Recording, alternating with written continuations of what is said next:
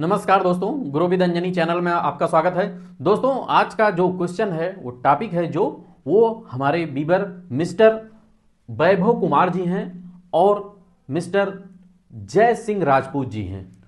दोनों बीबर का हमारे क्वेश्चन था कि सर 3,000 रुपए की एसआईपी 3,000 की एसआईपी 20 साल में कितना मिल सकता है, यानी कि 3,000 रुपए की अगर एसआईपी चलाते हैं तो 20 साल में कितना पैसा बन सकता है।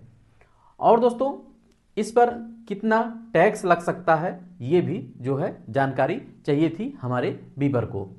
तो दोस्तों, जैसा कि हमारे बीबर का कमेंट था, क्वेश्चन था और कि सर 3,000 की एसआईपी 20 साल में कितना मिल सकता है। मिस्टर वैभव कुमार जी हैं जिनका क्वेश्चन था और मिस्टर जय सिंह राजपूत जी हैं। इनका 3,000 रुपए का एसआईपी कंटिन्यू चल रहा है और इन्होंने अपना जो टारगेट रखा है वो 20 साल के लिए रखा है। तो 20 साल में जो आपका समय है, हम बताना चाहेंगे आपको कि 20 साल का जो समय है आपके लिए बहुत ही लंबा समय है और बहुत ही अच्छा वेल्थ कंपाउंडिंग हो सकता है, यानी कि वेल्थ आपका बन सकता है कंपाउंडिंग के जरिए। यहां दोस्तों आज हम लोग जानेंगे कि 3,000 की एसआईपी 20 साल में कितना मिल सकता है और इस पर कितना टैक्स लग सकता है। तो दोस्तों, यहां मैंने 2 रिटर्न एक्सपेक्ट किए हैं, जैसा कि हमारे बीबर का कमेंट था, क्वेश्चन था। तो एक एक्सपेक्ट रिटर्न है जो म्यूचुअल फंड का एवरेजिंग रिटर्न है वो है 12%। तो पहले हम 12% के हिसाब से कैलकुलेशन देख लेते हैं कि कितना आपको मिल सकता है। देखिए दोस्तों, एक्सपेक्टेड रिटर्न 12% के हिसाब से आपका जो 20 साल में 3,000 रुपए की एसआईपी से आपका 20 साल में इन्वेस्टेड अमाउंट होगा 7,20,000 रुपया, यानी कि 7,20,000 रुपया आपका एसआईपी के माध्यम से 3,000 रुपए की एसआईपी से आपका 20 साल में इन्वेस्ट अमाउंट होगा, यानी आपका खुद का अपना पैसा होगा जो आपने इन्वेस्टमेंट किया, यानी आपकी कैपिटल होगी, पूंजी होगी। अब इसका जो एक्सपेक्ट रिटर्न 12% के हिसाब से जो आपका मैच्योरिटी वैल्यू बन सकता है वो 27,62,491 रुपया यहां बन सकता है। अब दोस्तों, अगर 27,62,491 रुपया बन सकता है तो यहां आपको रिटर्न कितना मिला, तो आपका ये 7,20,000 रुपया घट जाएगा, यानी आपका जो मूलधन है वो घट जाएगा। तो 20,42,491 रुपया आपका एक्चुअल रिटर्न आपका एक्यूर्ड हुआ, यानी आपको ग्रोथ मिला आपकी अपनी एसआईपी पे। अब दोस्तों, आप जानते हैं कि भारत सरकार के नियमानुसार जो आपका कैपिटल गेन टैक्स लगता है म्यूचुअल फंड में, तो वो टैक्स कितना अप्लीकेबल होगा, जो आपका टैक्स अप्लीकेबल होगा वो आपका 2,55,620 रुपया आपका इस पर टैक्स भी लग सकता है।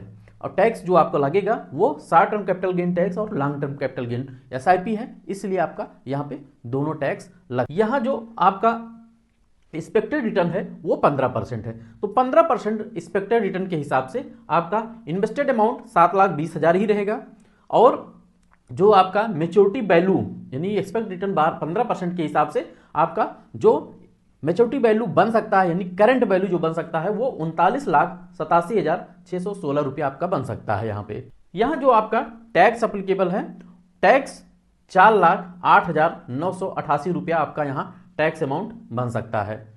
अब यहां टैक्स में देखें कि 2 प्रकार से आपके टैक्स लगते हैं, एक short term capital gain tax, long term capital gain tax.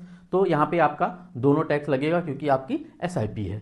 अब दोस्तों, यहां से हम कुछ फंड का परफॉर्मेंस देखेंगे। फंड का परफॉर्मेंस इसलिए कि जो हमारे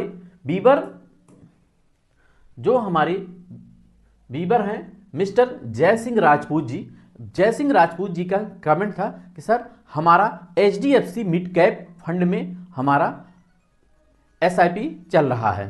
तो यहां दोस्तों देखें कि जैसा कि हमारे बीबर का कमेंट था कि सर हमारी एचडीएफसी मिड कैप फंड में हमारा एसआईपी 3,000 का चल रहा है, तो हमें जानना था कि 20 साल में कितना मिल सकता है। तो आप यहां एक्सपेक्ट करके देख लिए कि आप 12% पे आपको कितना मिल सकता है, 15% पे कितना मिल सकता है। अब दोस्तों, हम कुछ फंड का परफॉर्मेंस देखेंगे और मिड कैप कैटेगरी का फंड का परफॉर्मेंस देखेंगे और ये जानेंगे कि कौन कौन से ऐसे फंड हैं जो कितना रिटर्न पीछे आज से पहले इंसिपेशन यानी जब से वो फंड लॉन्च हुए हैं तब से कितना रिटर्न दिए हैं और दोस्तों ये जो रिटर्न आप देखेंगे ये आपका एयूएम वाइज है। एयूएम में जो सबसे ऊपर है पहले उसको हम देखेंगे कितना रिटर्न दिया, फिर उसके बाद सीरियल से टॉप 5 तक देखेंगे। चलते हैं अपने डेटा सीट पे। फिर हम अपने डेटा सीट पे आ गए हैं और यहाँ आज देखेंगे कि फंड का परफॉर्मेंस, मिड कैप कैटेगरी का फंड का परफॉर्मेंस देखेंगे। और दोस्तों यहाँ जो परफॉर्मेंस हम देखेंगे वो एयूएम है, जो सबसे एयूएम में सबसे बड़ा है। तो पहला जो एयूएम है, एयूएम के हिसाब से आपका पहला फंड है एचडीएफसी मिड कैप फंड।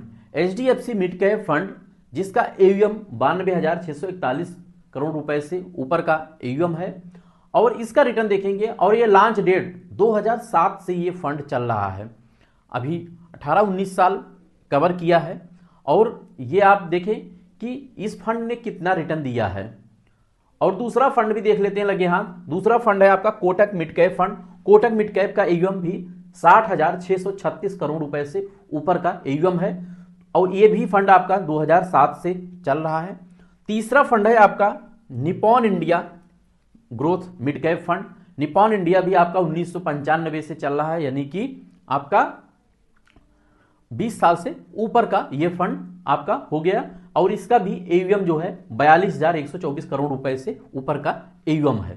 तो यहां आज हम ये तीनों फंड का हम देखेंगे। तो यहां देखें सबसे पहला जो रिटर्न था आपका एचडीएफसी का। एचडीएफसी का इंसिपेशन देखेंगे कि जब से ये लॉन्चिंग हुआ है तब से कितना रिटर्न दिया है। यहां देखें दोस्तों, यहां जो रिटर्न है वो रिटर्न देखें कि 10 साल में जो रिटर्न दिया है एचडीएफसी मिड कैप फंड ने 18% से ऊपर का रिटर्न दिया है।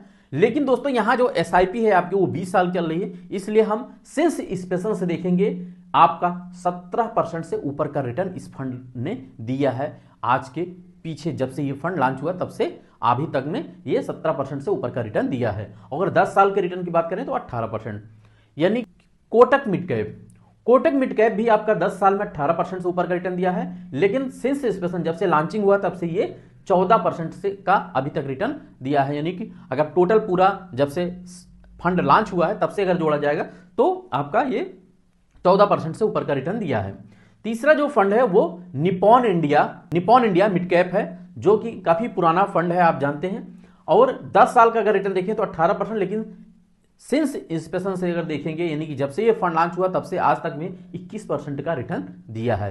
तो दोस्तों ये आपके 3 फंड हो गए जो आप मिड कैप कैटेगरी का देखना चाहते थे।